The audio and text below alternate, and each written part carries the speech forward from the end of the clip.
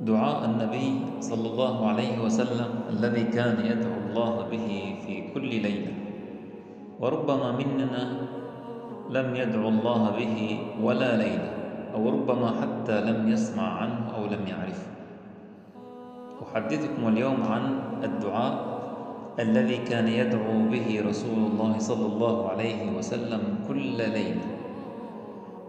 كان سيد الخلق صلى الله عليه وسلم يدعو الله كل ليلة قبل أن ينام، والحديث رواه مسلم من حديث أبي هريرة رضي الله عنه أن النبي صلى الله عليه وسلم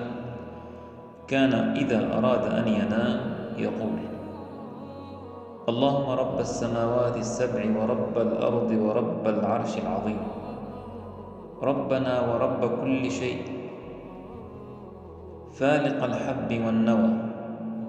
منزل التوراة والإنجيل والفرقان،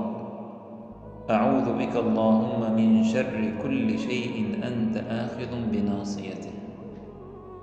اللهم أنت الأول فليس قبلك شيء، وأنت الآخر فليس بعدك شيء،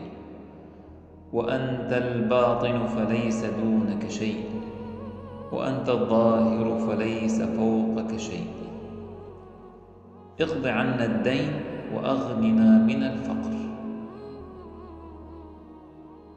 ما أجمله وما أروعه وما أشرقه وما أشمله من دعاء: اقض عنا الدين وأغننا من الفقر. ورب الكعبة يا إخواني، هذا دعاء عظيم الشأن جليل القدر، فيه من عظيم التوسل وجميل التذلل والانكسار بين يدي العزيز الغفار، وفيه من كمال تبرؤ العبد من حوله وطوله وقوته وبدنه، مما يجعله أهلا لفضل ربه جل وعلا، ويجعله أيضا أهلا لفضل الله جل وعلا ولبركة الله ولرحمته ولجوده وعطائه سبحانه وتعالى. قال تعالى: أليس الله بكاف عبده